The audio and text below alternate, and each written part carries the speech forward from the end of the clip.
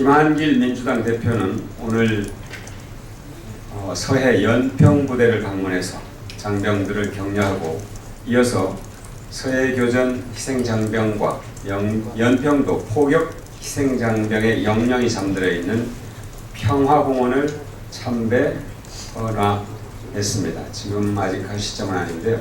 12시 정도면은 하게 될 겁니다.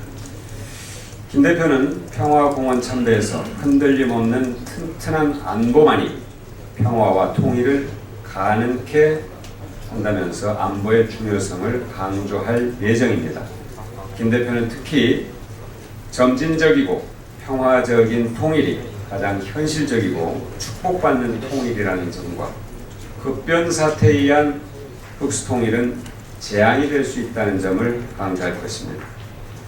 김한길 대표는 지난해 7월에도 연평부대를 방문하려 했습니다만 그때 역시 기상이 좋지 않아서 헬리콥터를 이용할 수 없는 관계로 평택 2함대를 방문한 것으로 일정을 바꿨습니다. 하지만 이번에는 공기부양정을 타고 연평부대를 방문했습니다. 일본군에 의해 강제 동원된 군대 위안부에 대해 일본의 인정과 사과를 촉구하는 정식 법안이 미국 하원에 이어서 상원에서도 통과됐습니다. 역사를 제대로 기록하고 일본의 잘못된 역사관을 바로잡으려는 미국 의회의 노력에 경의를 표하고 환영합니다. 이번 법안의 통과는 군대 위안부 문제가 아직 끝나지 않은 역사라는 것을 전 세계가 확인하는 계기가 됐습니다. 일본 정부는 군대 위안부의 존재를 인정하고 이 문제에 대한 책임을 질 것을 요구하는 이 법률에 상응하는 조치를 취할 것을 촉구합니다. 일본 정부가 일본군에 의해 강제 동원된 군대 위안부 당사자분들에게 공식적으로 사과하는 것이 최소한의 반성의 시작이 될 것입니다. 미국 의회에서 이런 노력이 이루어지고 있는 것과 달리 정작 우리나라에서는 위안부 할머니들을 폄하하는 내용의 교과서를 정부가 옹호하는 어처구니 없는 일이 벌어지고 있습니다. 비통한 일입니다. 이와 관련해서 뉴욕타임즈는 사설을 통해서 한국 정부의 이런 움직임을 비판하고 박근혜 대통령과 아베 일본 총리가 역사 왜곡의 외압을 넣고 있다고 지적했습니다. 이에 대해서 우리 정부와 집권 여당이 비난하고 나섰습니다. 비난할 것이 아니라 잘못된 행위를 바로 잡으면 되는 겁니다.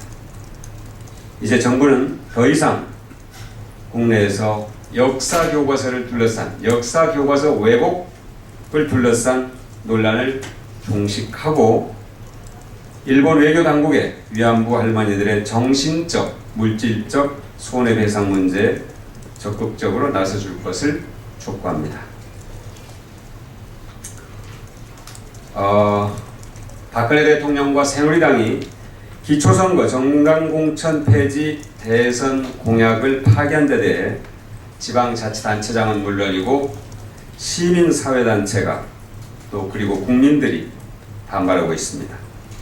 박근혜 대통령은 과거 여러 차례 지도자는 국민과 맺은 약속은 하늘이 무너져도 지켜야 한다.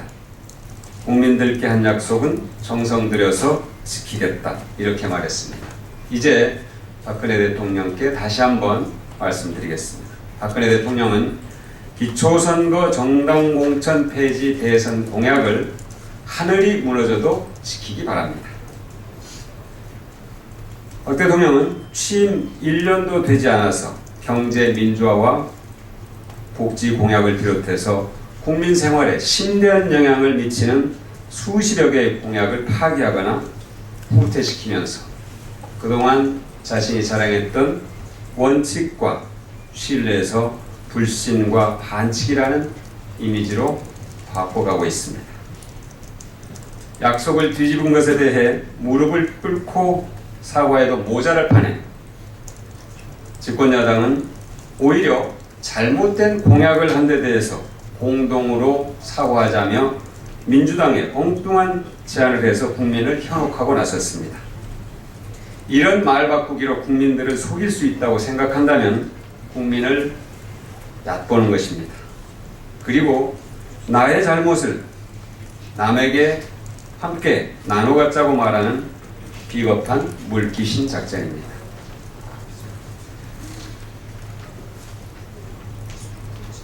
더구나 정치 개혁에 대한 국민들의 뜨거운 열망에 찬물을 끼얹는 것도 모자라서 위헌론을 들고 나와 국민을 속이려는 것 또한 떳떳하지 못합니다.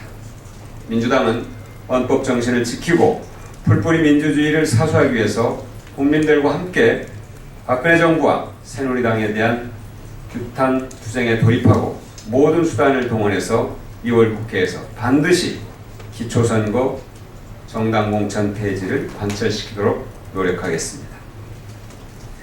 이와 관련해서 기초단체장과 기초연 정당 공천 폐지를 압도적으로 찬성하는 국민 여론을 보여주는 여론조사 결과표와 박 대통령의 그동안의 언급을 정리해서 잠시 뒤에 여러분들에게 따로 제공하도록 하겠습니다.